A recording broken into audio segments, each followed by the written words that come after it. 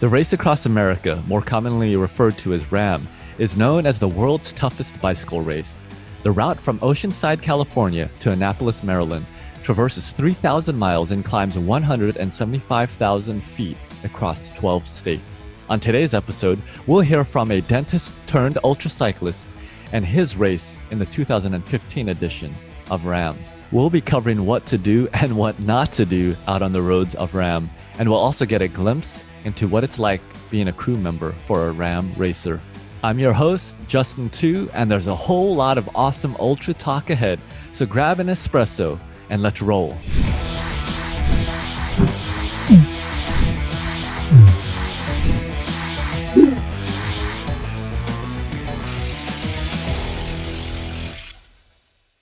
Hey Ultra family, Dustin Dinh here, your host of the Ultra Cycling Show. I'm really excited for today's special guest, Dustin Dinh, a RAAM competitor in 2015. Thanks for joining the show today, Dustin. Well, Justin, thank you for having us. We appreciate your time to put this together and help us relive this experience that we had in the past. Yeah, really excited to be able to talk about the same RAAM that I did in 2015. So we were co-racers that year. And we also have one of your crew members, Don. Nice to have you on the show. Thanks for joining us. Hello. I would love to dive into a quick sprint round of questions before we go into the full coverage of the race across America. So a few questions for both of you. First, I'll start with Dustin. Just a couple sentence answer here, just very short, so we can get to know you in a nutshell, all right? Dustin, how long have you been riding bicycles? I've been riding for 7, 8 years now. All right. Started back in 2012, I believe. How long have you been an ultra cyclist? Shortly right after I started riding, I think it was like maybe a year and a half after I started riding that I met my fellow runneers that was local in Austin. All right. How many bicycles do you own? 2.5 right now. All right. Yeah, two and a half right now. Okay, so like a frame sitting around or a set of wheels? Yes, or what? yes, Okay. need to be put together again. Cool. What's your favorite bicycle? I have 2 Ridleys that are passed down from my friend Jimmy, and I still have them. But I think the next one is going to be a running bikes that are more comfortable with lights. That's what will help me to finish. Cool. Sounds good. All right. Don, a couple questions for you. Let's see how well you know your racer. What is Dustin's favorite ride snack? Favorite ride snack? Fruit. Yeah. Yeah. Any Absolutely. specific one? We did, I feel like cantaloupes and the summer fruits, the cantaloupe, watermelon. Apples. Ah, okay. Oh, apples. Cool. Okay, Don, how about his favorite ride hydration? Water. And then I don't remember what electrolyte we used, but I remember filling those bottles up. Oh, okay. So you did that. That's awesome. Okay, do you remember if Dustin prefers the climbs, the descents, the rollers, or the flats?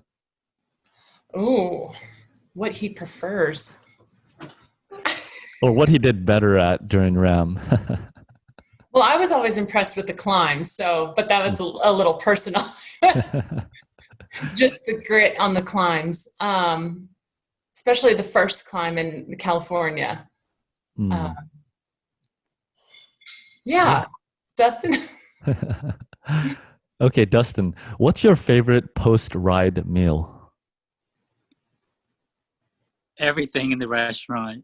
I just love to eat. Oh gosh. I think soup. Yeah, I like soup to rehydrate me. Yes. Yeah, cool.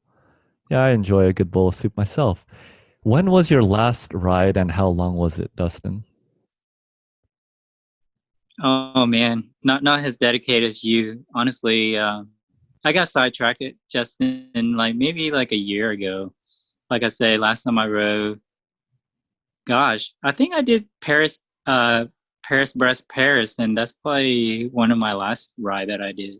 Oh, that's incredible. That's not a small ride. Yeah, that was challenging. It was quite challenging, but it was fun. I like to get, yeah, we try to do it every time they have it. So maybe another 2 or 3 years, we'll be there again. Cool. We'll have to have you back on the show for your next PvP. Yes, absolutely. Okay, next question. Do you know what your max speed down a hill has been? I want to say close to 48 or 50. And I'm a big chicken. I honestly don't want to descend very fast down. I don't descend very well. I climb a lot better than descending. Another thing that we share in common. Interesting. Now, do you enjoy riding the most during a specific season, like fall, the winter, spring, or summertime? Yeah, definitely. I don't like, my body does a whole lot better when it's cooler, when it's raining, when it's wet. Under the heat, man, I fall apart. Yeah. So cooler weather. Awesome. Now, Don, question for you. Do you think Dustin exhibits more physical or mental strength and, as it relates to RAAM? From my experience and my seeing him doing RAAM, I would say his mental strength was a huge strength for him. Through the obstacles and, specifics on 2015 RAAM, he definitely showed a lot of mental strength. That's awesome. Do you remember what time of day he preferred riding in, like the morning or the evening, afternoon? When it was, like he was saying earlier, the cooler times. So the morning, yeah, the cooler temperatures, and that year being rather warm. Yeah, it was. Taking advantage of those early mornings, cooler temperatures. So. Cool. All right, Dustin, last question before we dive into our grand tour of questions. What's your favorite ultra event? I like all the ultra, but I think one of my favorite one is the one up in Dallas, put on by Dan Driscoll, one of my mentor. And it's just a fun group. People get together and they, just like all ultra cycling event, everybody is just rooting for the other people, cheering them on and helping them out, encouraging a stranger, helping new athletes coming in. So it's just a really family-oriented event, and I really enjoy that. Cool. Sounds good. All right. Well, that concludes the sprint round of questions. Thanks to both of you. Get to know you a little bit. So now I would really love to switch gears and talk about RAAM 2015. Now, I'm really excited to be able to hear about your experience because, of course, I was there also as a solo racer. Now, Dustin, do you remember what racer number you were? I want to say 213. I could be wrong. Maybe 513. I think I was 533. Sorry? Maybe 513. 513? What was it? Yeah, I was 533 if I remember correctly. Oh, okay. Okay. Yeah, it's been a while. But we corresponded, Justin and I, a couple times, just trying to fill each other's out and the strategies and how we're going to tackle this and that. But able to meet Justin at the start, that was pretty cool to see face-to-face who you've been talking to. That was nice. Oh, yeah. It's really cool to meet a like-minded ultra athlete. And I would love to dive into the actual journey that you had across America. But before that, I'd like to start by just understanding how you even started organizing your solo RAAM. So you said that you only started ultra cycling and cycling in general in 2012. So that was only a few years. Something definitely bit you and you were hooked enough to, in a matter of a few years, be able to go from just starting cycling to doing one of the most difficult ultra events in the world. So where did the motivation come from? How did it all unfold? What was the beginning of your RAAM 2015? Well, I like traveling, and I like seeing different part of the U.S. And I used to have a motorcycle, and when you travel on a motorcycle, you get to see a lot. And to be able to travel on a bicycle and see, you can smell everything, take everything in, feel the curvature of the earth, and see the, what the uh, plants are like, and just everything, and that was very special. But the problem was I couldn't get away from work. I mean, I would love to cycle across the US, and we talked about that with my college buddies back in college. So once I got started into cycling, I want to follow up on that to be able to ride across the US, but I didn't have a month off. And so I came across RAAM. I think somebody told me about it. I'm like, man, that would be so awesome. I can get across the US in 12 days and get back to work and everything's good, right? Wow. So that's how it came about. That is and then, a crazy story. Right. So then I did a little bit more research on the RAAM crew page, and that's how Manny got in contact with me. So Manny was our crew chief, and thanks to him, he worked at REI, and he was the one that was instrumental in getting the crew together. Everybody that I knew on the crew was the result of Manny, who put the team together. And he's no longer with us. He passed away a couple years ago, but I have him and the crew to thank for the experience that we had, because without them, we wouldn't have gotten very far at all. So they were very instrumental on us getting how far we got. Well, sorry to hear of Manny's loss, but really glad that he left a lasting legacy and put together a great ultra family here in your crew. So Don, I'd love to hear from you. How did you get connected with either Dustin or Manny, and what was kind of your start into this RAAM 2015 journey? Yeah, so I do more cycling, touring cycling and distance cycling. So I was working at REI at the time, and Manny, just became friends with him, being coworkers, and he asked if I'm interested in crewing a team for a dentist. And I was like, oh yeah, that sounds fun. More information about what RAAM was. I've heard of it before, but never been connected with that community. So, getting more information and talking to him more, and thankfully being a teacher, having the summers so that I didn't have to worry about work with Dustin, of course, yeah, and was very interested, and it sounded like something that I could be a part of and maybe give back to, even though I don't have the RAAM experience or the ultra cycling in the sense of, the RAAM ultra cycling, give back and maybe help out as much as possible in the adventure. Very cool.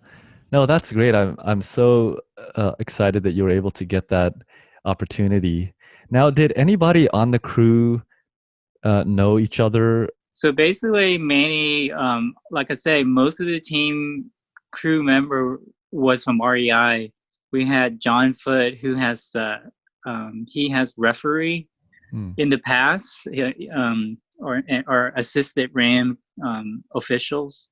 Then we had Timothy, who basically Manny used to work with his dad, and they were coaching. So Timothy was on their cycling collegiate level. So he was really good in helping us, because he helped us drive and did some of the mechanic work.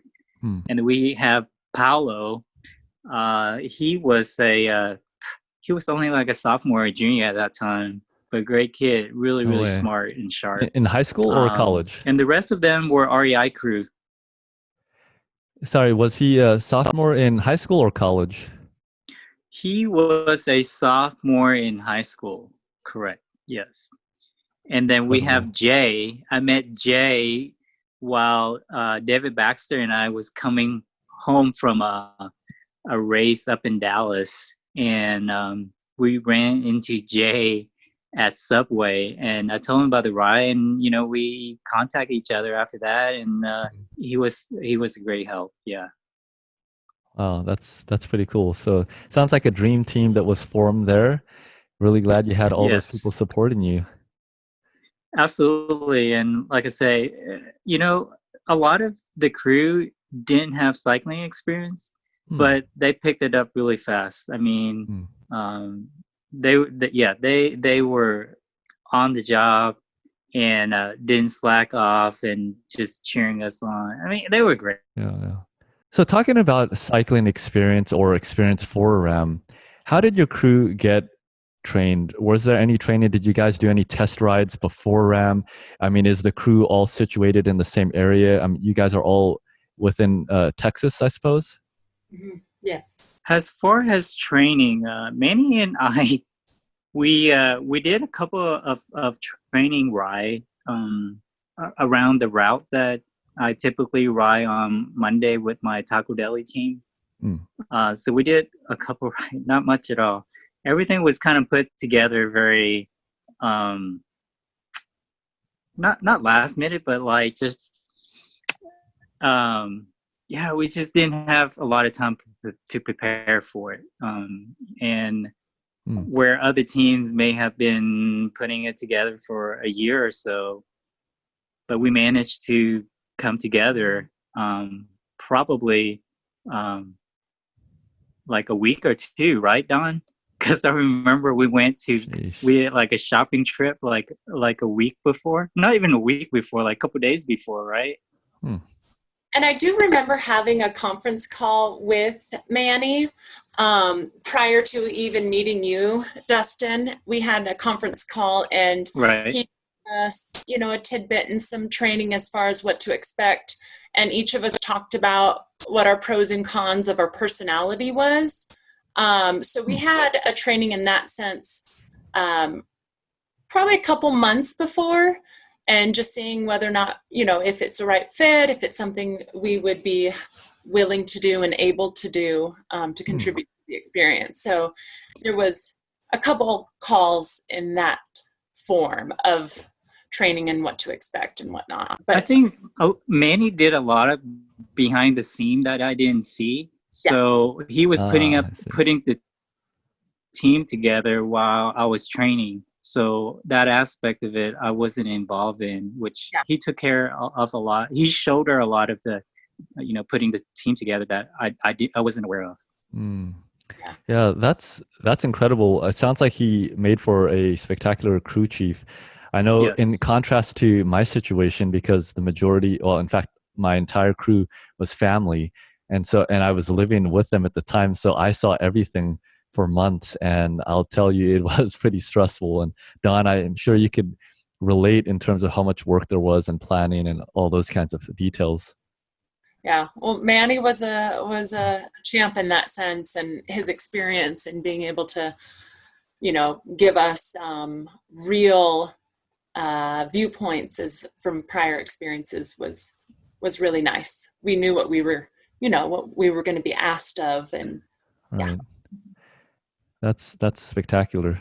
Now, Dustin, so you were kind of disconnected from the behind the scenes of getting everything organized for you. But when did you actually start training for RAAM, or what was your fitness level when you decided that you were going to pursue RAAM 2015? Was there a lot that you had to do, or were you already at a good baseline and then you just spent what was it, several months to train specifically for RAAM? No, I think the year before that I did the RAAM challenge. Before that, and then that season, I did the RAAM challenge again, but it was all difficult. I mean, at that time, I was trying to learn my nutrition, trying to learn about my body, because at that time only had maybe a year and a half at most on a bicycle, so I was quite inexperienced. But luckily I was riding with really good people that were very well experienced, like David Baxter and Jeff Newberry and all those guys that are ultra riders. And also I have guys on Taco Deli that I was good friends with, that trained with me and helped me through the RAAM challenge. So with like Josh Thompson's and David O'Toole and Bryce Billing and all those guys, they were amazing in helping me getting my fitness ready. That's awesome. So getting to the starting line of RAAM, did you feel like you did sufficient training, or did you wish that the start date was pushed back a little bit? Oh, absolutely. I didn't feel like I was ready, it's just, and at that point, for like 2 or 3 months, I was riding like 500 miles a week, at least 500 to 700 miles a week. And I was riding 4 or 5 days, but you just never feel like you're ready. You can step up to the start line and feel that jittery and feel that nervousness.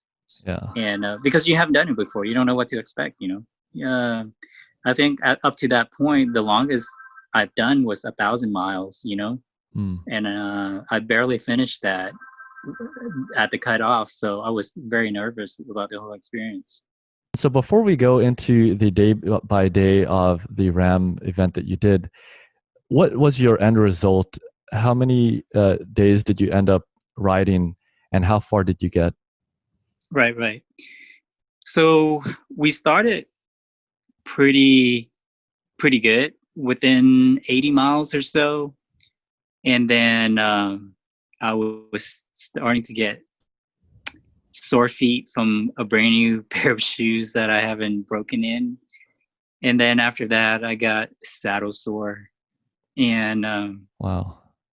At the first checkpoint that we came to, I remember coming in, it was late at night. I probably like around 11 o'clock or something.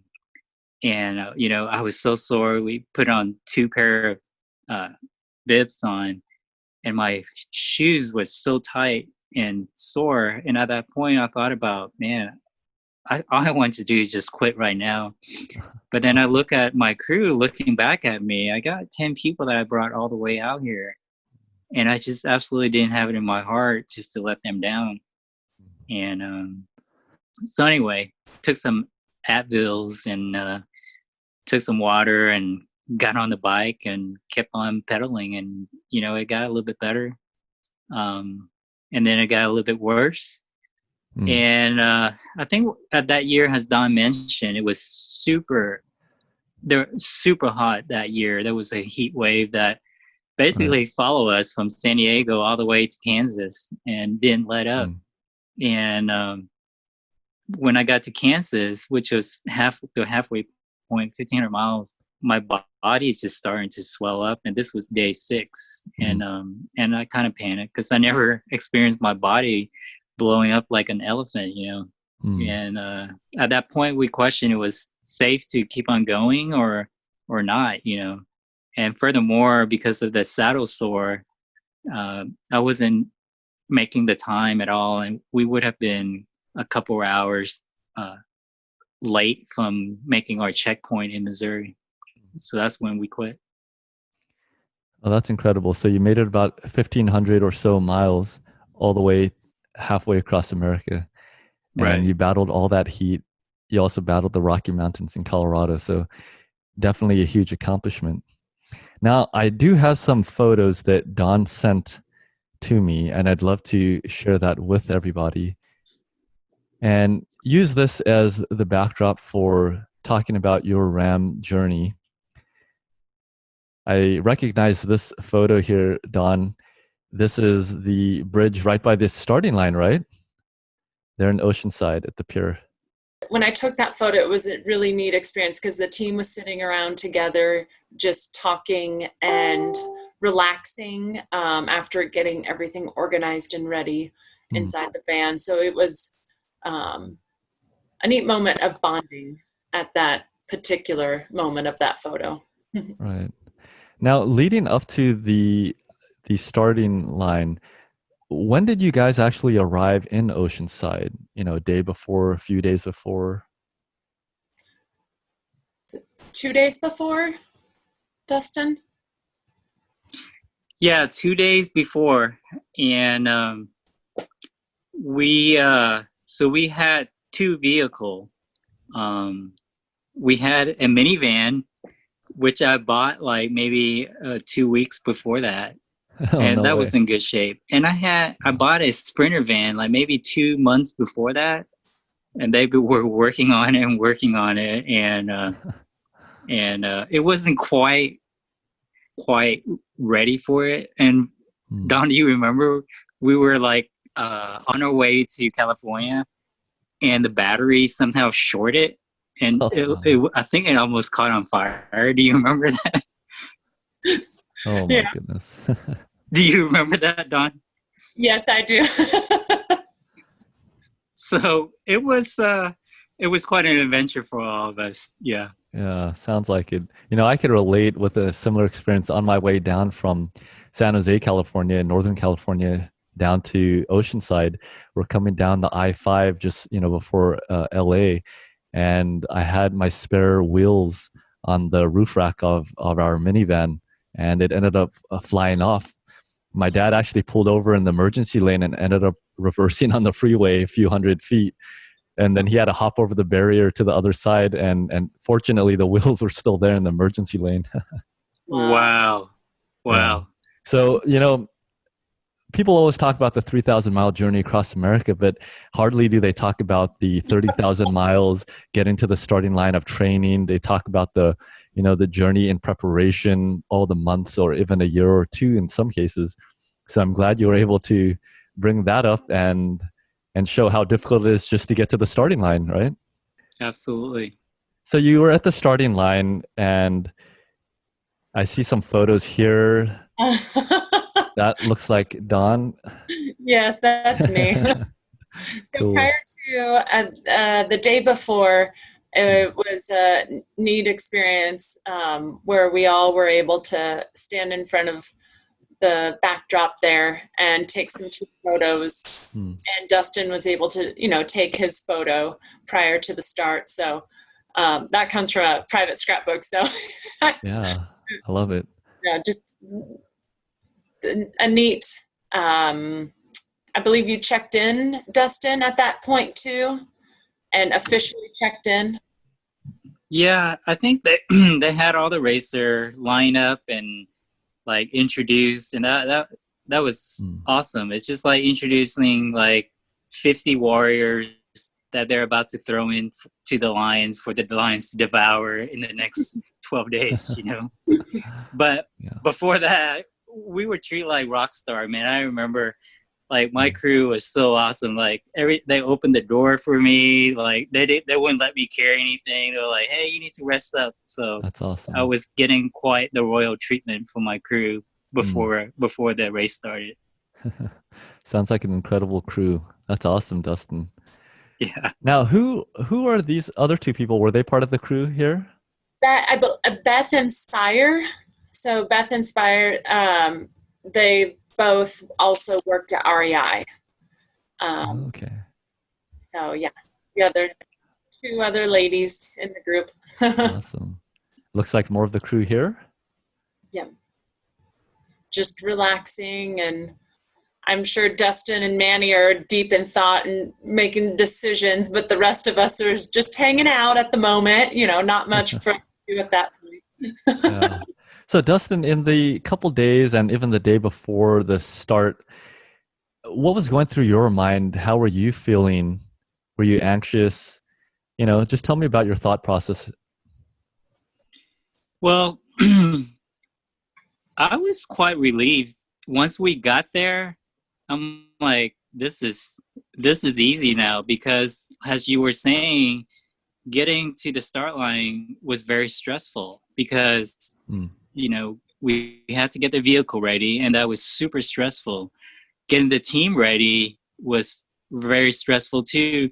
Not only that, because, you pulling 12 people or 10 people away from their normal life, and they're following you on this journey across the US. And it sounds insane, So for me, I felt relaxed once I got to California. I'm like, well, I'll just do what I enjoy, just by putting on the, and that's what they say, biking for us seems hard, but the crew have it way harder in that, they're just sitting on a car going 10 miles an hour or 11 miles an hour for like hours and hours with the blinkers blinking, and then they got to feed us. And so that's difficult, and staying up too.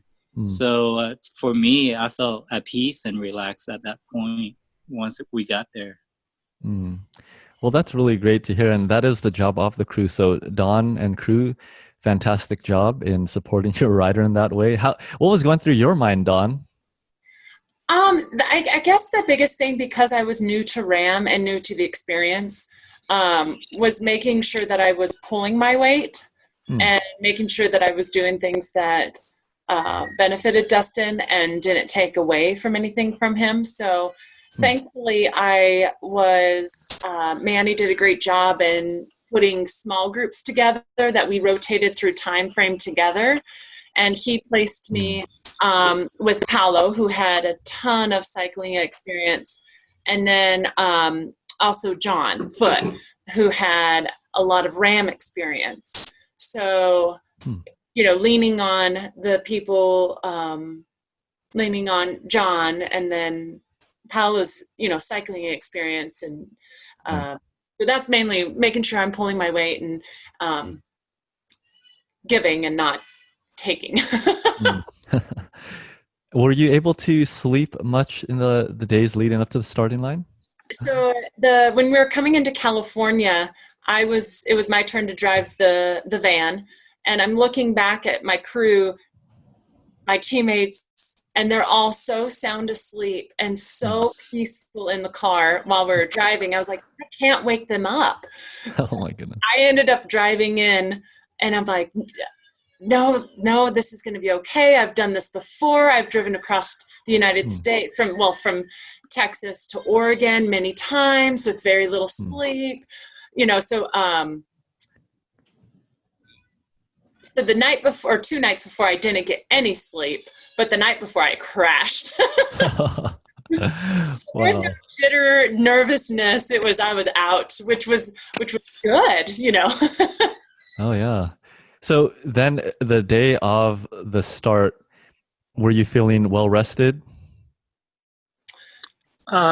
Yes, absolutely. I think I took some Benadryl. I don't know if I had allergy. I think I did have allergy. But anyway, I took some Benadryl. It knocked me out. I think I slept all the way until like an hour or 2 hours before our start time. I think we started in the afternoon, I believe. I forgot what time. So there's the crew hanging out, relaxing, unwinding before the big journey. What do we have here? It looks like Dustin on the Oceanside beach. Yeah, that was the tradition of dipping your tire in San Diego, your rear tire in San Diego, and then hopefully dipping the front end in Annapolis.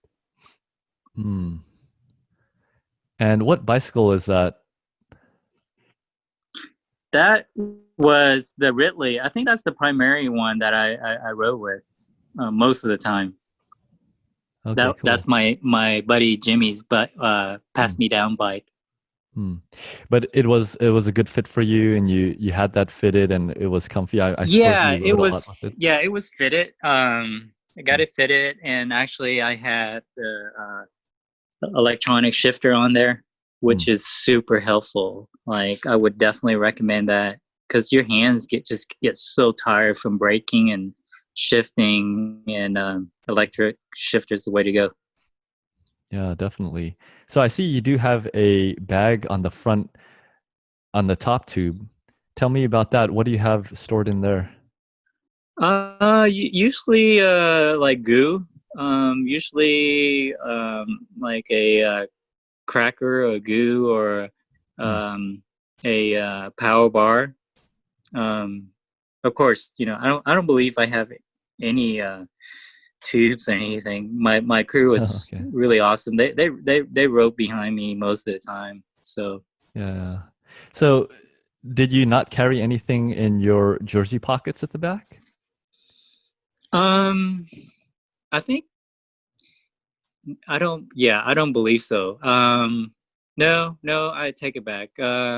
Maybe like when they pass, oh, definitely a water bottle. Okay, I think I only have one bottle because of the electric shifter. I could carry only one bottle, and the other bottle I carry in my bag.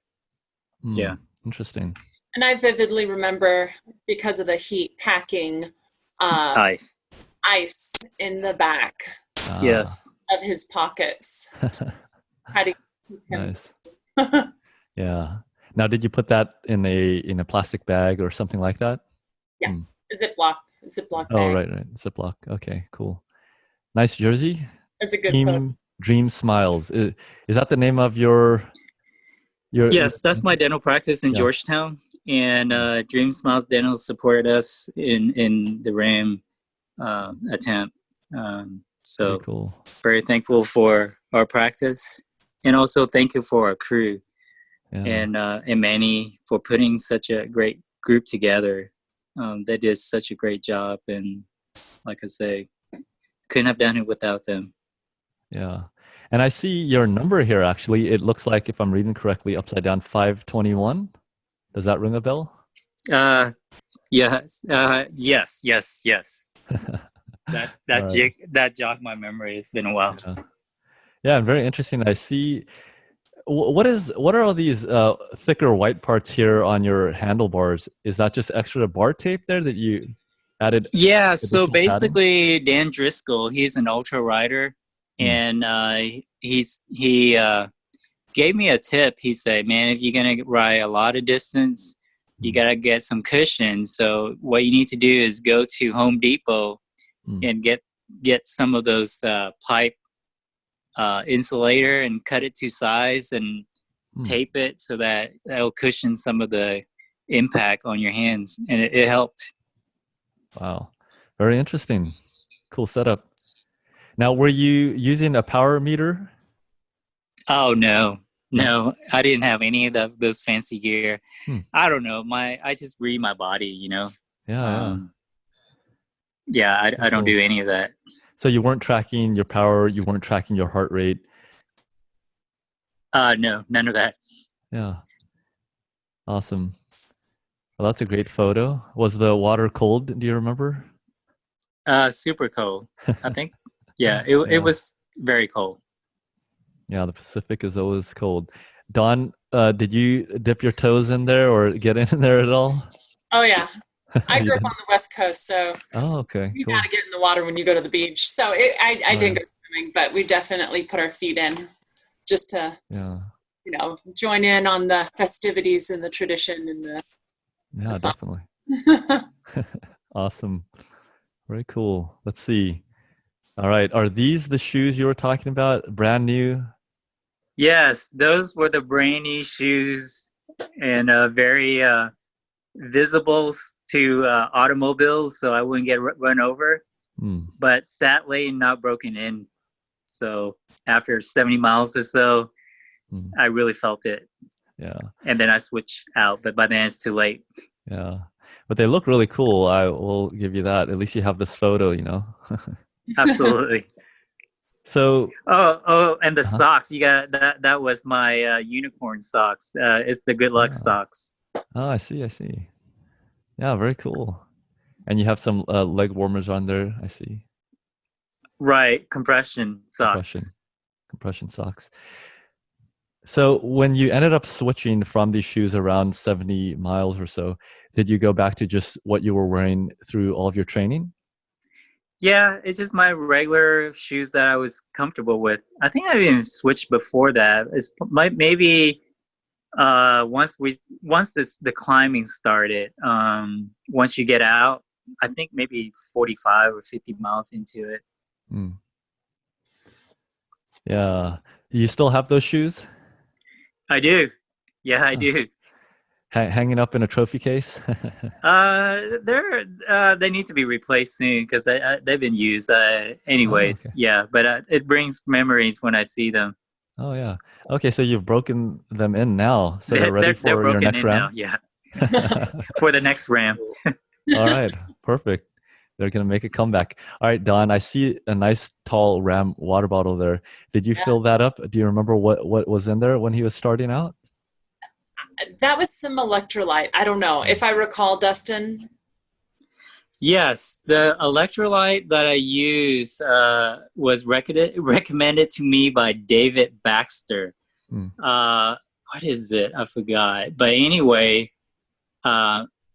this guy was the seller. His name was Mike Ironhorse or something like that. And of course, he didn't have any. And we were needing like 30 of these canister, right? Wow. So he gave me a contact of some guy named Ice. And like, I met him like undercover and like, he's like, make sure you bring cash. So I felt like I was going to get like a drug deal or something. And this guy came in with his truck with like 30 canister of these powder mix. And anyway, they're really good. And it helped a lot. Yeah, something Spiz, a little extra in that's there. the name, Spiz. Yeah. Oh yeah, I've heard of it. Yeah. Okay. Jogs memories. Yeah. Okay. So what flavor do we have here? Is that like a chocolate flavor or berry? Chocolate. Yeah. Chocolate? Okay. Yep. So was that your go-to flavor? Either any. Oh, okay. Yeah. So you're Either pretty or flexible. any. Yeah, vanilla and chocolate, they're both good. Yeah, awesome. All right, here he is. The man, the myth, the legend, number 521. So tell me about 521. your setup here. So you said you had 3 vehicles, right? No, we had 2, right, Don? Just the Sprinter van and the that van, the white van, right? Yes. Okay, so one just as a follow vehicle. Was it this one? Yes. Okay. Now, how did you outfit both of them? Give me some understanding of how you prepared both of your vehicles. Well, I think we took out the back benches on the Sprinter van so that we can sleep. Not the Sprinter van, but the Sienna.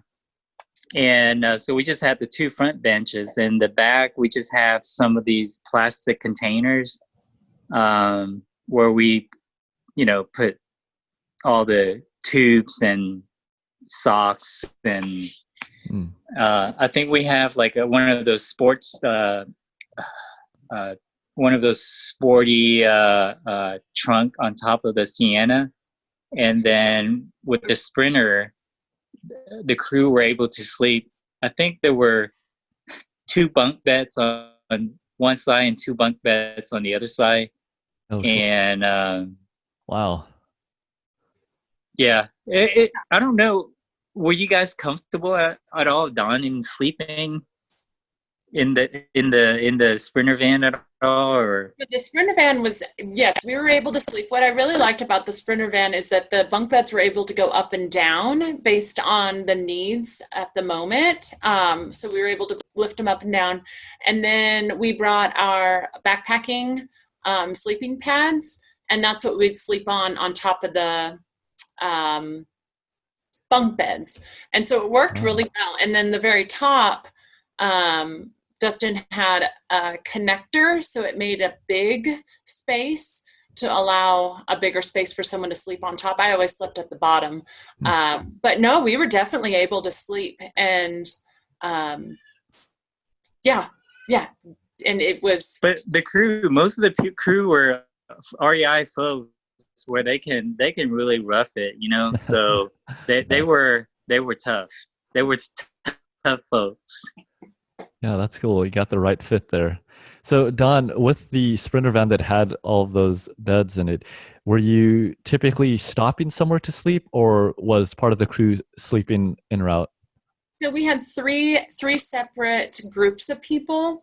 One was with Dustin as he was cycling. One was driving. The second team was driving the sprinter van, and then the third one was sleeping. So depending on your route or your time frame, you could be sleeping in the morning, noon, or night. And when John and I were driving, he was the driver of our team, and he did a really good job and trying to make sure he drove real smoothly, and he was very conscious of people in the back, so that they could sleep. And he was incredibly thoughtful person, and make sure we were talking super quiet so they were able to sleep, and then we drove. And the team, I don't know if I'll go into this, but the team that was driving the sprinter van, they were in charge of making sure that food was ready for the next rotation, and any grocery shopping or stopping of anything that Dustin might want, or any of the other teammates might want. So it was, Manny had it very structured. You knew exactly what you were doing at each segment of your day. And you really do need that in RAAM, because things happen once the gun fires and you're on your way. Clock doesn't stop, and the racers out there on the road pedaling nonstop. Absolutely. So tell me about the schedule for the crew and the rotation. Was it already fixed and predetermined? Was there any flexibility in it? Anything that came up along the way? So it was, I recall there being a, I don't know how many time periods, but there was a certain schedule for the first day or two, I believe. And again, I don't remember the exact details, but there was a schedule, and then it varied depending on the needs of the rider. So at the beginning, John Paulo and I's group, we slept at night. But then as the time went on, there was some variation of timing. We would ended up being with Dustin at night instead of sleeping at night. So there was variations, but we started off with a schedule and then went flexible after that. Okay. Now for each rotation, was everybody doing the same task each time, each team member? Like, were you doing the same thing every time you were up? Yes. Every time we were driving a vehicle, I was doing the navigation. I love maps. And again, this is something that a testament to Manny, finding out what people love to do and enjoy. John loved to drive, and I love maps, and I understand maps and navigation. And so I was the map person while he drove. So our team, we did the same exact things. Other teams, I think they did vary depending on, what they needed, but ours stayed the same, and it worked really well from my perspective with us. Yeah, the navigation is really tricky. And for those who don't know, RAAM does provide a huge manual that gives turn-by-turn instructions, essentially. So were you using that mostly, or did you have any other supplemental maps or something on a digital device on your laptop or something like that? So I'm good with paper. So we use paper primarily. I do recall using my cell phone a little bit to find where the Walmart's at, or, right.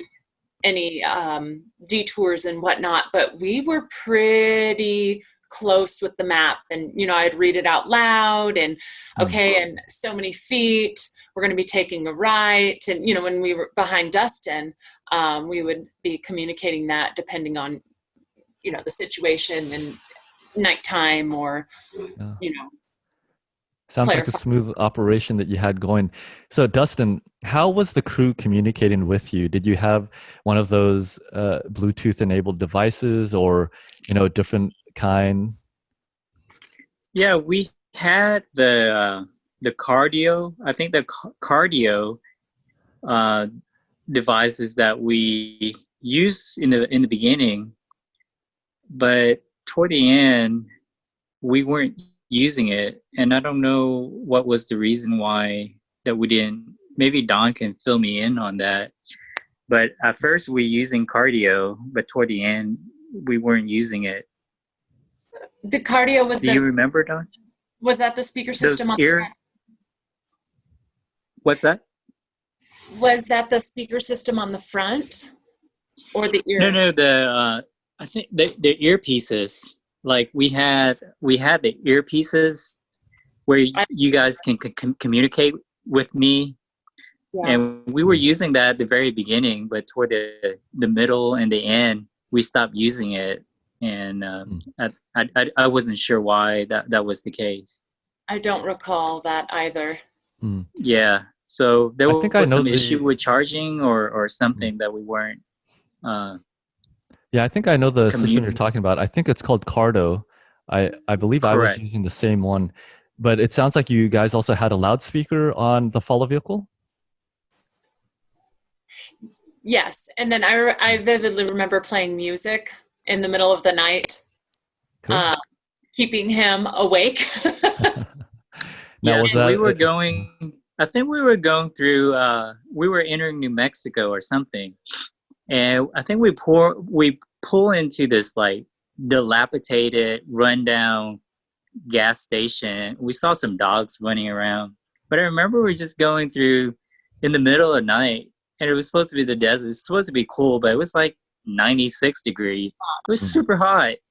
But the music was blasting, and it was kind of cool. It was just very tranquil. Like it seems like the whole world just stopped around us, and we're just cycling through the desert at night. So yeah, it is really nice out there in the country. Very peaceful.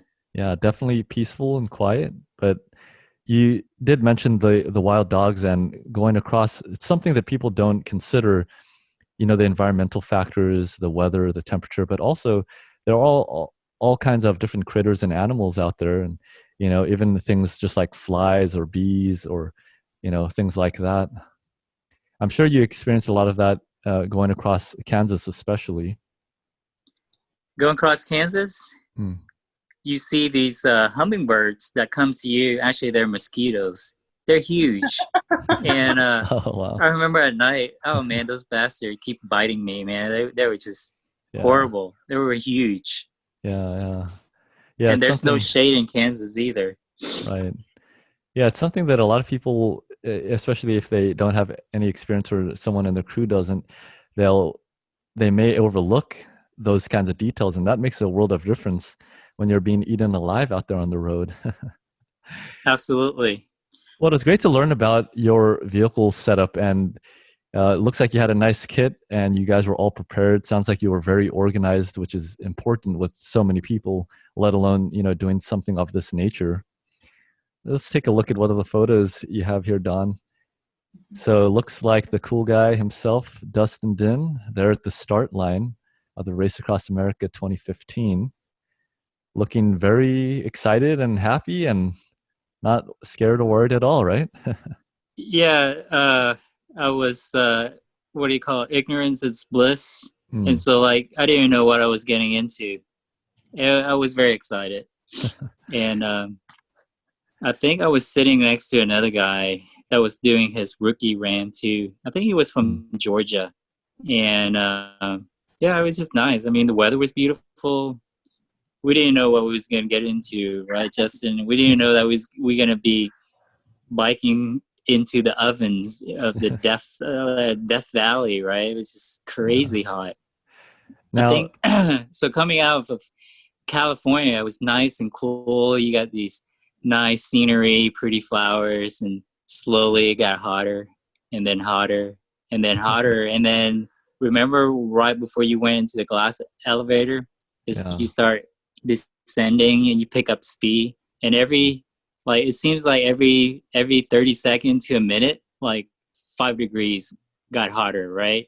So it went from like nice upper 78 to like 80, 90, then 100, and it got to like 116 or 120. Like literally when I remember going into the glass elevator, the heat just hit you in the face.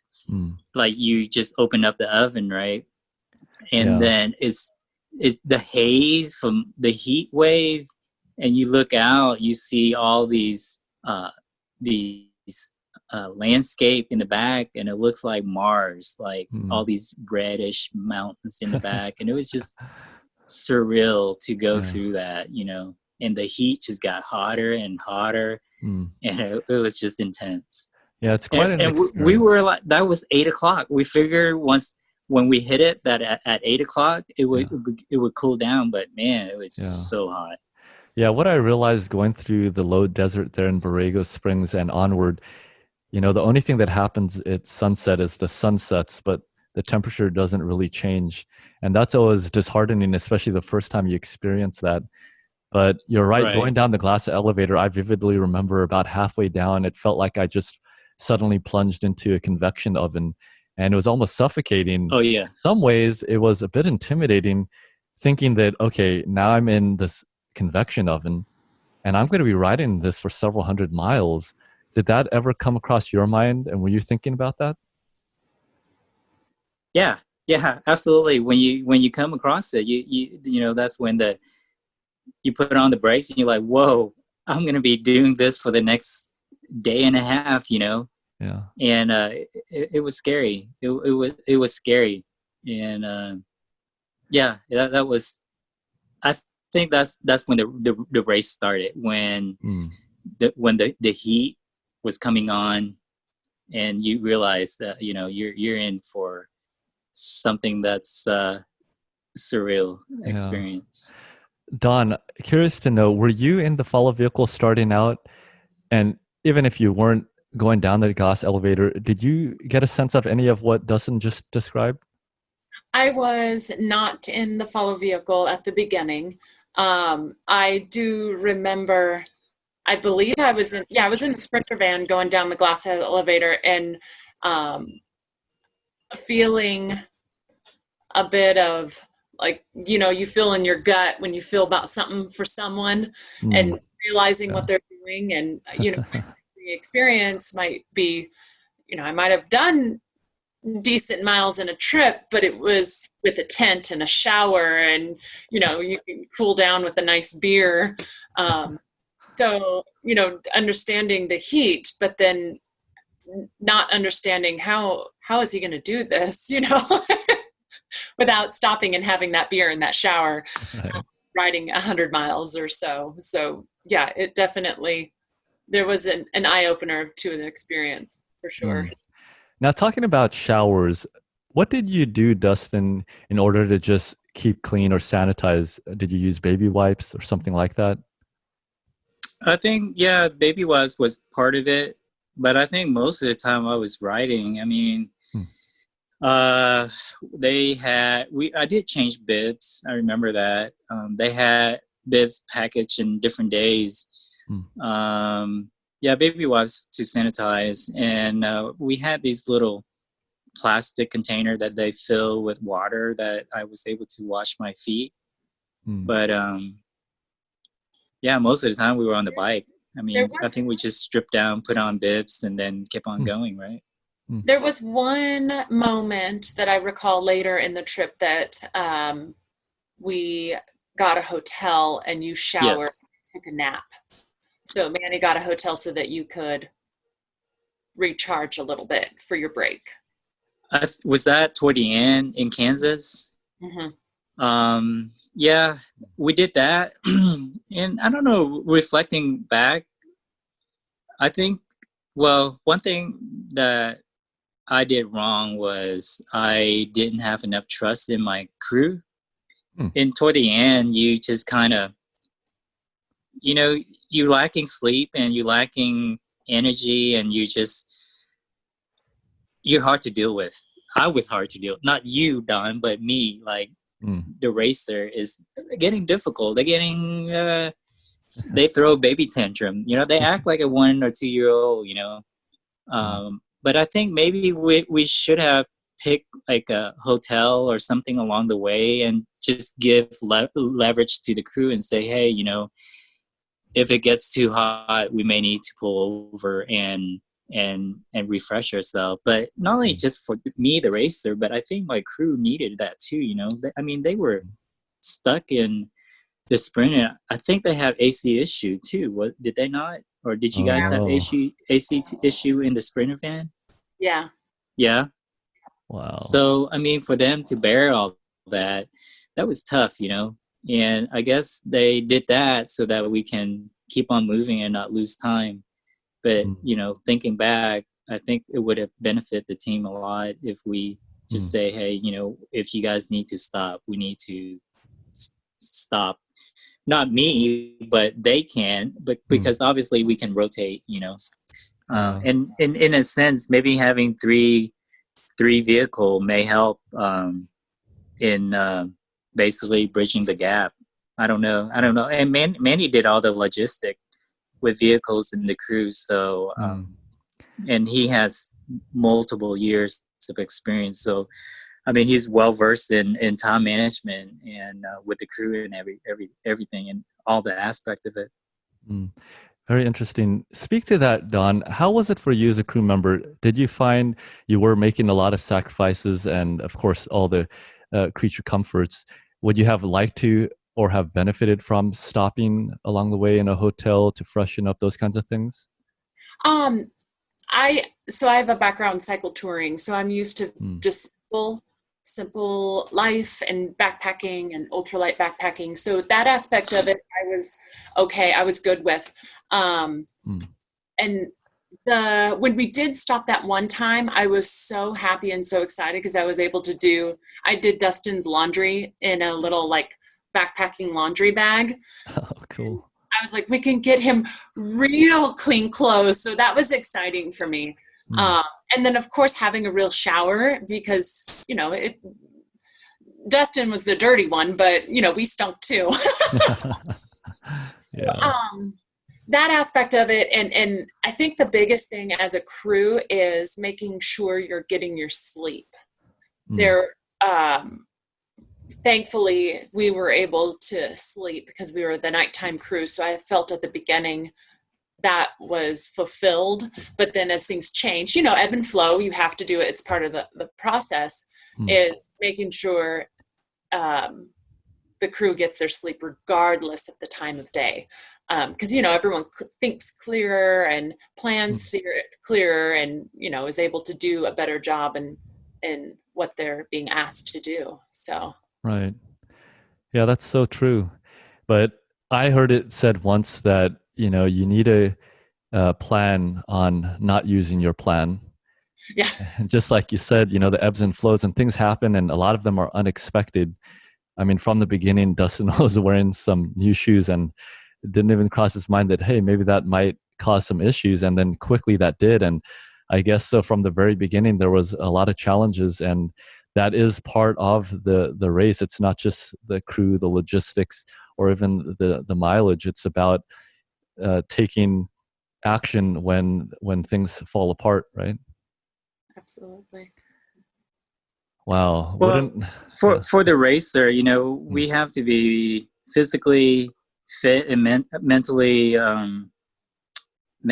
tough. But mm, to the crew, what makes it is just the crew staying together, mm, during difficult times, mm, and I think the most difficult thing for them is to witness how the racers are suffering, mm, mm. But it has a joke, Don. I think we were going through the desert, and actually I was feeling fine, but I was groaning into the my walkie-talkie, my cardio, because I figure, if I'm suffering a little bit, I might as well make you guys suffer too, and maybe that's why Manny took the cardio away, because Um, it's kind of hard to hear somebody that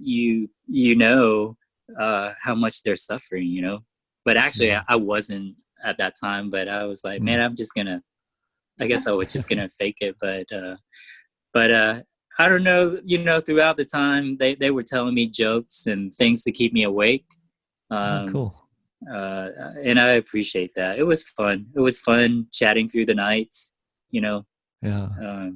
good times, right? Yeah, absolutely.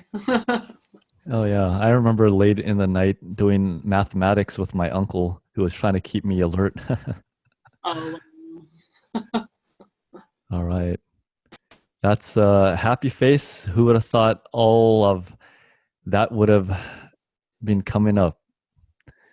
Let's see. Another photo from the start here, it looks like. Was that the morning of the start or the vehicle inspection? I think that was like an hour before we started or so. I do remember that being the vehicle inspection. Oh, okay.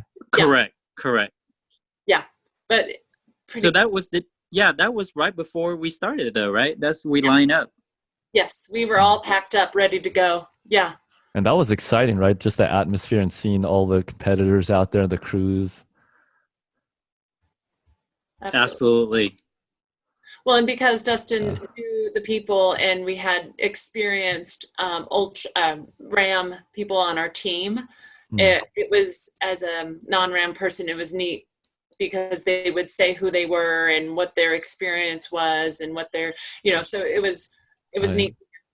At that point, a spectator in the whole festivities of RAAM. Yeah.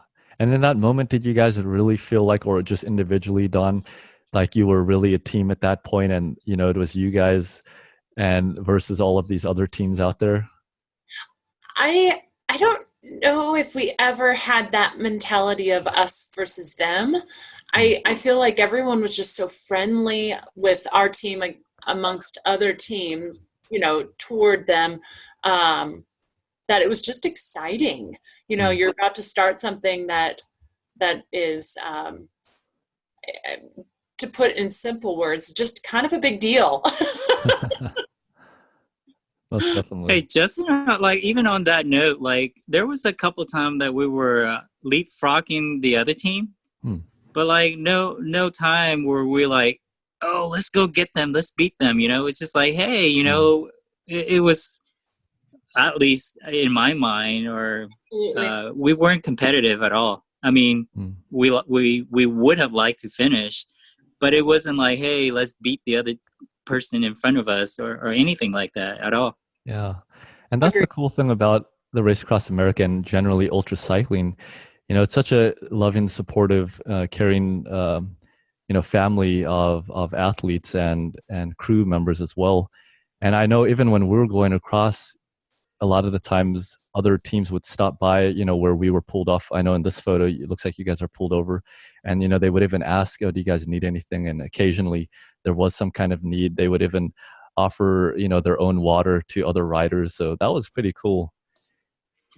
Hey, Justin, on that note, there was a team that we was leapfrogging in Colorado back and forth. And they would switch out where he would get on like a faster bike. But I do remember that I caught up with him on a climb, and he split a burrito with me. He's like, hey man, let's have a burrito together before we before we head down. And he's like, here's the secret. You keep the burrito in a compartment in the front engine. That way to keep it warm. And anyway, he split half of his burrito with me before we head down on a descent. So that was neat. That's awesome. That's a cool story, Dustin. So it looks like we're on the road here now in this image. Tell me what's going on here. It appears to be just one of his brakes. And when we were braking him because of the heat, we were packing him with some ice. He liked it around his arms, his front and his back areas. So, and then, squirting him with water. We did have some, one of those big squirt gun things. Oh, cool. And, just making sure, getting it in his helmet so that it cools down and runs down. And then making sure, he has the nutrition that he needs. And definitely. Now through the desert, I mean, it was, a day and a half or so, several hundred miles going through there. How long did the ice typically last? And, when it melted, were you guys stopping to refuel it, or was there just a set cadence that you were doing exactly what is happening in this photo? I think we just listened to when Dustin needed something. Dustin, is that what you recall as well? Yeah. And it's just a challenge to move forward. Sometimes it just gets so hot during the middle of the day. And so here's the thing. The team was trying to keep me cool by doing all that, squirting all that. But as a rider, you want to keep your bib dry so that you don't get saddle sore. But, what can you do? You either burn up and not finish, or you get saddle sore. It's just like pick one of the worst. But I did do this. This was a big mistake on my part. So I was trying to keep all my parts cool, like where all the blood circulates. So like between like my cubital fossa and like my kidneys and all that. And like and also I shoved like a pack of ice in front of my bib, and that was just a big mistake. So after a while, it was raw down there. I'm like, man, this is a mistake. I shouldn't have done that. But you just trying to keep your body cool, like any chance that you can get. Like I think I was packing I think they put it in socks and wrap around my neck and behind my back and every spot that you can just to keep you cool. It was just so hot that year. I think we were averaging like 115 to 120 degrees during the daytime. Right. And and with the heat bouncing off the pavement, it was just insane. I mean, the heat index was like 130, 125, Yeah, it was very heat and it was very hot, and that heat management is a challenge. Now, you did say you got saddle sores. Was it from all of that cooling and the water and the moisture early on? Yeah, I think so.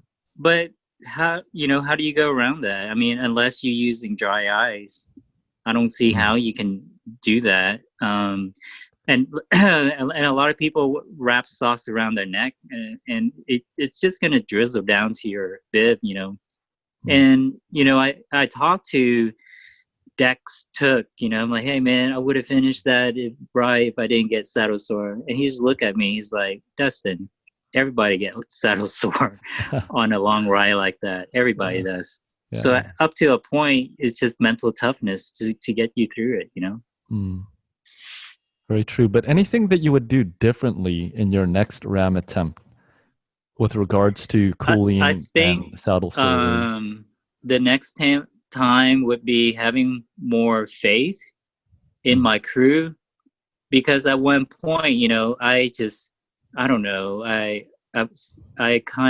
lost trust in the crew, in that nothing that they did. It's just a lot of it is self-inflicted. When you get tired and you lose sleep, you think everybody's against you, And I think at one point I was riding with a thermometer in my mouth because I was afraid that I was going to overheat, But part of it is just the crew. All they trying to do is just get you across to the finish line. That's all they're trying to do, And they're doing their very best at the worst moment with everything, And part of me in being more experienced is having more faith in the people that are trying to support me, So I take full credit in having doubts in them, because they've done all they can to help me. But like I said, your mind play tricks on you when you're tired and you're lacking sleep and you don't have the right judgment. Your mind just doesn't think straight. Yeah, so that definitely would be more faith in my crew.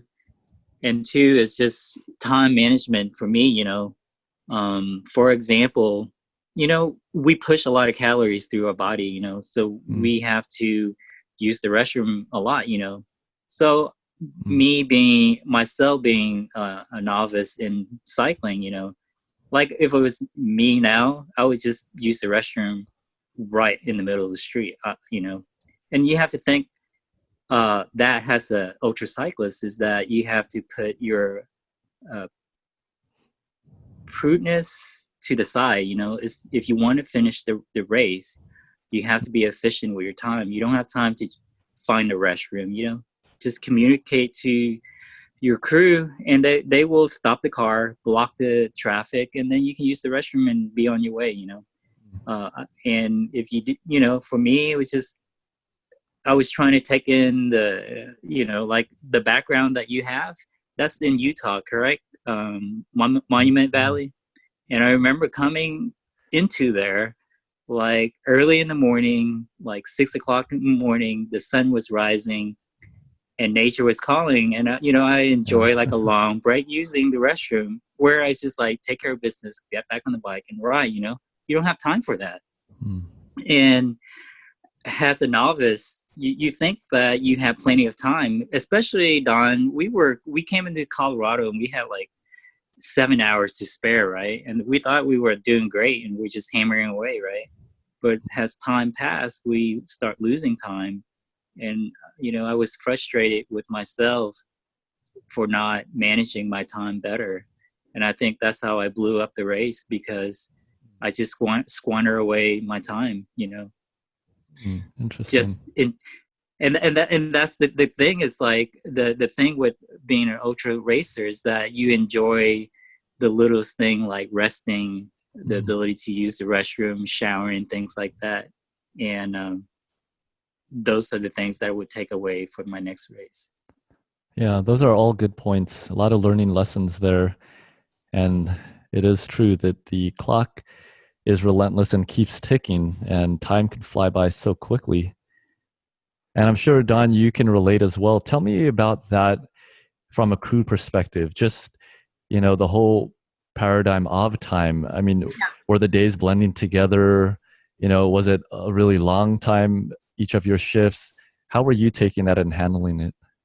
Well, to connect what Dustin said, there was, responsibility of the crew too with timing. I do remember one situation where we all overslept. We all took a little nap, and I don't know what happened with the alarm clock, but we slept a little longer, and it was in Colorado. Dustin, do you remember this?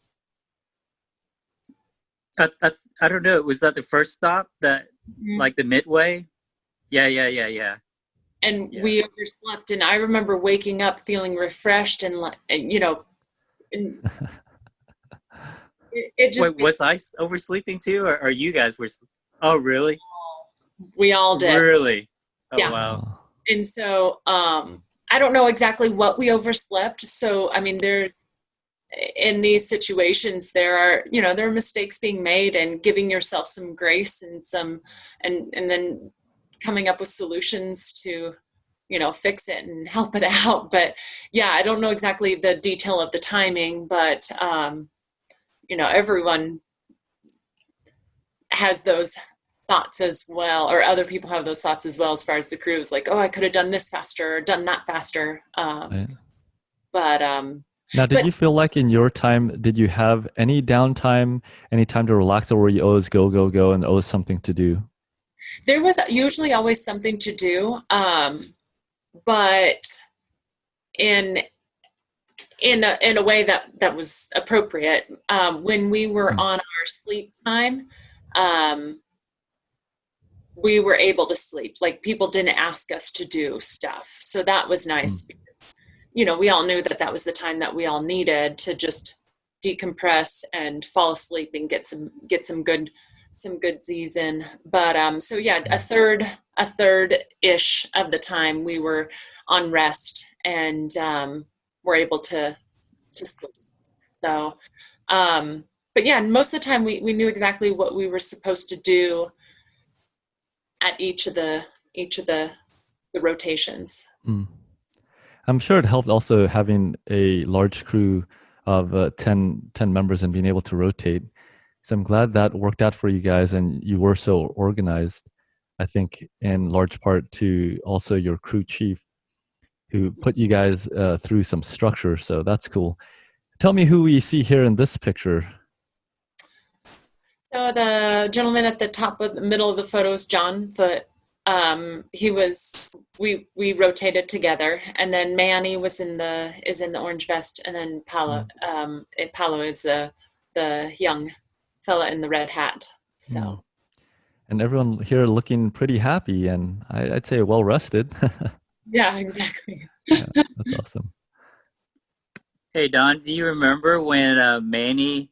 I think he had the Rocky theme on, and he was Yes. punching. I don't know what he was punching, but The back, I mean, just the things back, like that. Just man, that will stick in my memory forever. it was the headrest of foot of John. Yeah. Yeah. Oh, nice. Good That's memory. fun. See what else we have here. Don, do you remember that one time we were coming into Colorado and it was super hot, and I had to get like 3 bags of IV fluid. Remember that? Yes. And who was it? Yeah. So I had an orange, and so I show the guy. I show Manny. I'm like, okay, Manny, this is how you do it. And so I show him how to run an IV on me with an orange. Oh my goodness. And you know, then he got it. He was kind of shaking a little bit, and then of course he blew through my vein. And I'm like, no, let's try this again. Oh my But goodness. anyway, we finally got the IV in, and we put 3 bags in. And after that, man, I felt like I haven't even biked at all. I felt like a new person. It was such an amazing, I mean, so rejuvenating to have that. The fluid in, absolutely. Yeah, I remember, and I wasn't a part of the IV experience. I was outside of the van, but I do remember you getting it. And when was that again? I think that was in right when we were in Colorado. Okay. I think before we got to the flatter part. I think maybe somewhere near Trinidad or something like that. And Trinidad is like the prettiest. It's like a storybook scenery. Like, it's unbelievable how beautiful Trinidad was. You know, it's really very picturesque, you know, and the weather was just perfect. And at that point, we were running out anesthetic, and I found another cyclist on the mountain. They were just visiting, and it turned out he was a periodontist. And I was asking him if he was local so we can get some anesthetic from him. And so anyway, Don, you guys went out to look for anesthetic, right? I don't know if I was in the van for that. Okay. So Justin, we sent the crew out looking for anesthetic because I brought a needle and anesthetic to numb my saddle sore. And that's the only reason why I was able to keep on going, because the pain was so intense. I mean, I had to stand and pedal like most of the time, you know, especially when the anesthetic wore out, you know. But I felt that I was getting stronger and my saddle sore was healing toward the end. But then we were running out of time, and that's what really, really disappointed me, because you know, the saddle sore really was. And you know, you got Shauna Hogan, who basically toughed it through, man. I don't know how she does it, but that's a tough thing when you experience saddle sore and you have to push on for, you know, 500 more miles, you know. Yeah, but definitely. Now, talking about scenery, Don, what do you remember in the way of scenery? What was the most memorable, you know, sight that you saw? And I mean, with RAAM, you're going through the day and the night, so a lot of it you may not even see. But was there something that stuck out to you and is in your memories? Yes, and it's further down. It's photographed further down, I believe. Oh, I don't know exactly where it was, but I just nature and countryside is a happy place for me, and being out. So Mm. Majority of the time we Was it were, this photo here? yes, thank you. That was descending. Dustin was descending, and we pulled off at the side and took some photos. But just seeing America, like Dustin was saying earlier, with the ultra cycling, you see the little things, you see the bees, you see the birds chirping in the trees above, and because of RAAM, while it's fast paced, it's still slow in comparison to a car.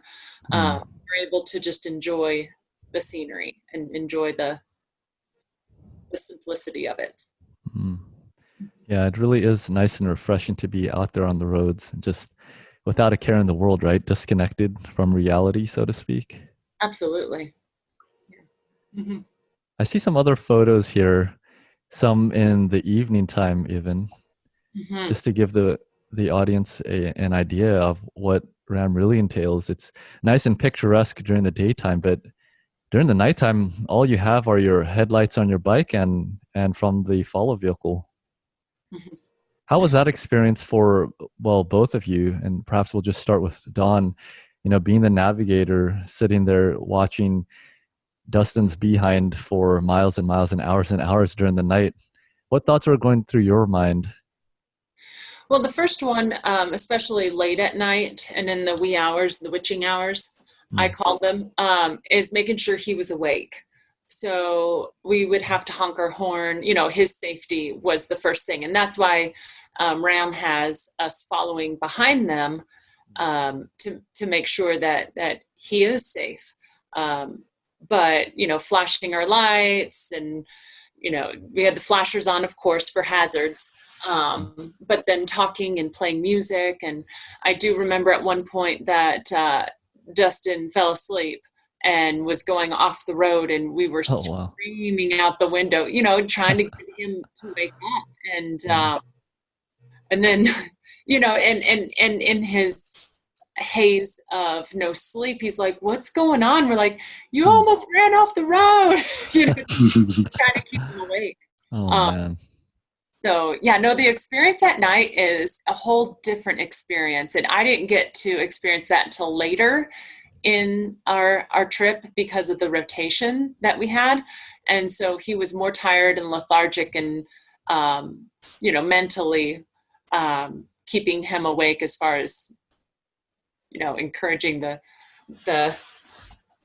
for him to keep going. So, and then I believe that photo is right about when the mosquitoes started to get horrible at the nighttime. I remember just thinking, "Oh, bless his heart," 'cause the elements, it's all there. Dustin, tell me about your sleep schedule. What happened? Did you have an idea in mind when you were already starting the race? I think my idea was to basically bike for 23 hours. So the hardest time for me was between 3 a.m. and 5 a.m. Those are the hardest for me to stay awake. So the initial plan was for me to sleep during that time, but then it just got so hot where I think we start sleeping during the daytime between like when it's the hottest, which is 4 to 5, and then try to get more biking in. But as I was saying, I became more, not listening to what my crew chief was saying or the team, because I remember coming to Kansas where I took a nap and they say, "Hey, let's get on the bike. We got to keep on going." And at that point, I'm like, just leave me alone. I just want to get some sleep, Yeah. And it was just got harder and harder and got very hard and to be motivated when it's so hot and you're so tired. And bless the team and the crew. They try to keep me going, but it was just hard. So for a future RAM, what would you change in the way of your strategy for sleep specifically? I think for me, like I said, now I know that my body works better uh, when it's cool. My strategy would be biking through the night, even though it's more dangerous, Mm. and then basically sleep when it's hot, which is from 4 to 6 or from 3 to 5. Those are the worst time to be out on the street. Mm.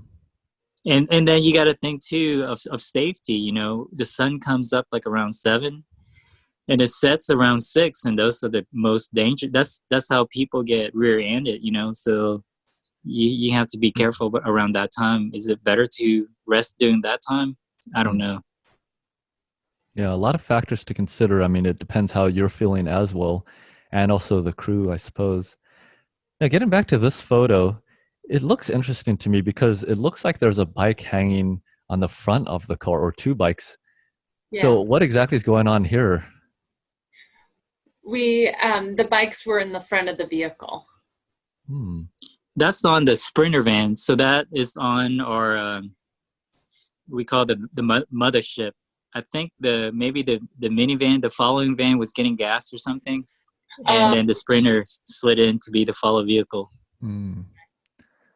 Yeah, cool. So it looks like there's two bikes there. So you had three bicycles total for this trip? We had 3, correct? Yes. Yeah. Yes. Now, did you end up riding the other two? I mean, were you rotating them depending on the terrain, or were you just on your favorite? You know, at first we thought about having there's one with the disc wheel, and I thought I would use that more, but ultimately I just basically just end up using the one that I was most comfortable with, which was the one that I started out with. So going down here, I see some other photos. Looks like there's a nice traffic sign here that they've put Welcome RAM Racers on. That's one of the cool things about the Race Across America, that a lot of people, especially along the route, know that it's a regular event every year. And so a lot of people come out to support. So what are we looking at here, Don? So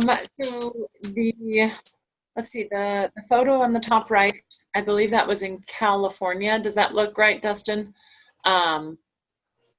And it was on a side town, little town on the side of the mountain. Super pretty. And really narrow roads that they were going on where they had a lot of switchbacks. And I remember, you know, Manny cautioning Dustin, being careful on him. Yeah, and as far as the different areas, some of the cities like all came out to welcome the cyclists, and there was one particular that had a pool. Do you remember that one, Dustin? I think we did a decent break for you at that break where they had a pool and you would go into the cold pool and relax. Oh, yeah. I think that is in Arizona, I believe. Arizona, maybe. Where like right before Flagstaff. And it was such a treat because it was so hard. It was so hot. And you get that nice dip in the pool, and then you start climbing and climbing and climbing and then climbing. I think we got into Sedona. Sadly, we got into Sedona like really early in the morning where we didn't have any daylight, so we couldn't really see a lot of the scenery at the Sedona. But it was nice and cool. So yeah, totally. Yeah, Sedona is really pretty. It's I remember in the middle climbing. of the mountain. There was this, so we went through Colorado, and there were 3 passes that you go through. And the first pass, I think we started, I don't know, maybe around 3:30 in the afternoon, and it started the climb.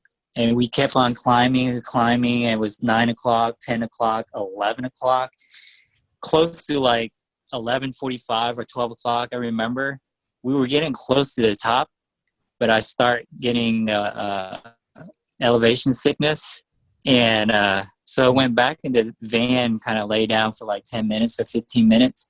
And then I got back and I was just as terrible condition, you know.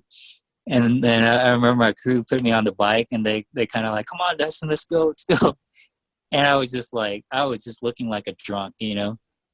But somehow we got to the top, man. It was such a relief. But then coming down was like 2:00 in the morning. It was freezing cold with switchback. I think that was even as hard as climbing up, you know. And then we got to the bottom, right? We got to this town. It was like dead quiet, scary town. Like there were cars, but like nobody came out. Do you remember that, Don? Like this whole town, like it was like a ghost town. Like nobody came out. Do you remember? No, Okay. I might have been sleeping at that point. Yeah. Maybe you were with the sleeping crew at that point because it was like 3:00 in the morning when we came in. Oh. Wow. Yeah, a lot of interesting experiences going across America, 24 hours every single day. Looks like we have the crew here driving up a pass, probably here in Colorado. Yes. Let's see. Can we tell if that's Don sitting in there? Were you always in the passenger seat as navigator? I was always in the passenger, yeah. Okay. No, that looks like... Wolf Creek, maybe? Was that Wolf Creek? Oh, possibly. Yeah. So Wolf Creek is one of the second pass that we had to go through. And it was a beast of a climb. Like, man, it just went on and on. Yes. And this is a question that I have for the crew. Is just like, at that point, I was burning so much calories. And I was screaming for food. Yeah, that was Wolf Creek. I'm like, come on, guys, give me food. I need food. And I think what the crew was trying to do is trying to not give me a reason to stop, because if I get food, then I have to stop, put my foot down, eat, chew, whatever. But I was burning so much calorie. I was so weak, and I was at that point. I was kind of pissed at the crew. I'm like, give me food. I need food. And so I don't know. Why don't you fill me in that? I vividly see my perspective, Dustin, of you is that you were so calm and kind and thankful throughout the whole trip. That's my memory. So I don't remember some of the other memories that you have. And maybe it didn't happen when I was around you, but I just remember you always just being so grateful, and it made it for a team. It made it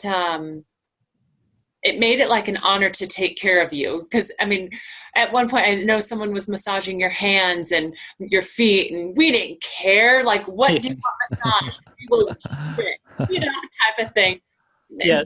So when I summited the Wolf Creek, I remember I got so emotional. I think I gave all my crew a hug, and I think I even shed a tear or two before I changed my jersey and went down to start to descend. Because, man, it was just so, I think at that point I had a breakdown in that it was just so exhausting.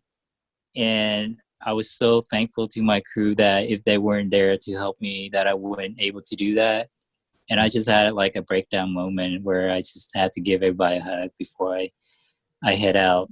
And I think that's what kind of brought us, the crew, together at that moment. And like, hey, we're on to a race, and that we can finish this race, Yeah. I do remember as your memory of the food. I do remember Manny saying, we can't stop. Like, he needs to keep going. And then leaning out of the car to feed you fruit. Yeah, I do remember that. I did remember that. But, he's got to keep going. He's got to keep going. And because Manny is keeping track of the clock and keeping track of logistics, where like I wasn't. That wasn't my role and responsibility. And so, just listening to him and trying to stuff food down your... Yeah, a lot of great memories.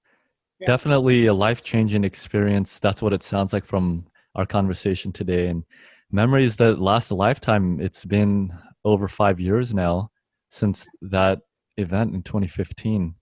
So I suppose the question for both of you then is, would you do it again? And so, Don, perhaps you could start. Crewing, I would 100% crew again. Yes, Hmm. absolutely. And being a reflective person, I learned a lot about me as a person, and trying to make sure that there are mistakes I made as a crew, or as a crew person, that it's almost a situation where it'd be nice to do it again, just to Hmm. experience it again, and experience it with knowledge of what it is and what is being asked of you. So absolutely, I would That's crew. awesome. And Don, I know you have a 1-year-old son now. Do you think one day you'll be supporting him in his solo race across America? Hey, I would be all up for that. When my husband and I met, I got him into cycling, so he Oh, cool. loves to cycle. So the Hmm. boy will be exposed to cycling for sure, and whatever his little heart desires, that's for sure. Cool. And you did mention several times that you are a bicyclist yourself, primarily doing a lot of touring rides. Now, would you ever consider in your lifetime doing the race across America in either a solo or even a relay team? I have so much respect for Dustin. Oh my goodness. The mental fortitude that it took to do what he did. Hmm. I'm don't believe at this moment in my life I possess that. And again, being critical. But as far as the team aspect of it, I mean, it was an experience for the lifetime as a crew person. I can't imagine how wonderful it'd be as a cyclist, and Hmm. as a team. You never know where life sends you, but Yeah, definitely. Well, Don, we'll have to have you on the show when you make that big announcement one day. yes, we after having a kid, there's some training needed. Oh yeah. But having a kid as well gives you a lot of good training, sleep deprivation, Absolutely. patience, a lot of qualities you need to be a RAM racer. So we'll look forward to Dustin crewing you, right? Absolutely. Okay, Dustin, how about you? Would you do it again? Oh, definitely for sure. For me, it was just great. It's such a great experience to go through that and not able to finish. Make me want to even do it more. But the thing is, it's almost like you put your life at risk for sure. Hmm. There was two instances, or no, not two, several instances where I just like, are you kidding me? Like we're on a road that can possibly kill us. Hmm. Do you remember going through Monument Valley where there was just basically one lane highway going one direction, the other, and there's like a 4 feet, 6 feet drop off, right? No shoulder at all. And there's Hmm. these 18 wheelers just like hauling ass going like 90 miles an hour. And at one point, I just sat there for like at least 15 minutes. I'm like, this is absolutely crazy. Am I going to get on this road and go? But after like standing for like 10 minutes, I'm like, well, here it goes. And Don, I didn't tell you about this, but in Colorado, I had like a near death experience and Hmm. it scared me. This was when the folly vehicle was uh, stopping somewhere. It was during the daytime. And I was going through a pass. And Colorado has really open, wide, smooth road. And I was on a highway, 2 lane one way, 2 lane the other way, and I was on the inside lane. And I went through a pass, and I started to get the shimmy. My bike was like rattling, like unbelievably, like it was shaking. And every time I tried to slow down, it would get worse. And I felt, I am so stupid. Why am I even here? I'm about to die. I'm about to get life flight out if I go down, you know? And you ever had that feeling, that fear where like, if I just lay the bike down just now, it would be just so easy. It'd just be over and I don't have to pee in my pants, you know? And I have never been so scared in my life ever. And at that moment, my bike was shaking and I tried everything, like shifting my weight up front to the back, bracing with my knees, everything that I can remember. And it wouldn't stop. And at that point, I was so, so scared. And I remember one article that I read, and at that point, I think I passed out for what seems to be an eternity, but it must have been like a second or 2 seconds because it was shaking so bad. And I remember looking down and I was staring at the double line. And at that point, I'm like, oh shit, I'm going to get hit by oncoming traffic. Wow. And at first, like, car was slowly past me, like, you know, I must have been cruising, to answer your question before. I think my speed at that time was like maybe 48, 49 miles, maybe 50 miles at that time. And, you know, car was slowly past me. But once I start shaking, I didn't see any car passing me at all. They're probably on the phone calling 911 at that time because I was going to go down. And I remember yelling really, really loud, like, I'm not going down today, motherfucker. And basically, I was fighting for my life. I was like, not today, not on my watch. And I was just fighting it, and I refused to go down. And I opened up my right hip, and slowly it started pulling me to the right side. And luckily, I was on an uphill, and it slowed me down. And I pull over, and I was shaking to the bone. I was so scared, you know. And after like 3 minutes, I hopped back on the bike and kept on going. But I didn't even tell my crew that experience. I didn't want to scare them, you know. I didn't want to have them have any thoughts that I'm going to have an accident, you know. Yeah. And I think a lot of those experiences, glad you made it there safely, but those experiences really shape you. And I'm sure even in your personal life now with family, with work, and with everything else, I'm sure you've gained a lot through all of your training. And then, of course, the actual race and experience of the race across America. Just touch on that a little bit here as we close out. What has RAAM and all the training meant for you and done for you in your life now and 5 years later? I think for me, the challenge is immense when you think that you can bike across the U.S. You know, at first having the thought like, hey, you know, I'm gonna put a team together, bike across the U.S. and it seems dreamy, right? But when you break it down into it, it's just insane how to ride from Texas to California is 18 hours, you know? And if you put it together, like even if you sit in front of the computer watching TV 23 hours a day, most people can't do it, you know? So it teach me a lot of, you know, overcoming obstacles in my life that I know that if you push through, you know, you can, if you push through and you pray and have really good people surround you, that you can get through a lot of things in life that seems not obtainable. And what I think is the human spirit is unbelievably amazing when we come to difficult times in our life, and that somehow we have the strength to pull through that. And it taught me a lot in my life and the difficulties that I come across, in that things can be overcome. And with the good people around you and having faith can pull you through a lot of difficult times. Yeah, well said and very true, Dustin. Don, how about for you?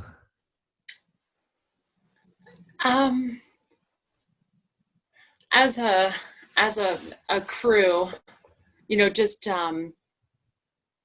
looking at, you know, when you're going through the crewing experience, you know, there's little obstacles and there are, you know, challenges and whatnot, and looking at the bigger picture of things, and being thankful for the little things. I remember going home and just reflecting on it and being so grateful for the little things in life when you experience something that's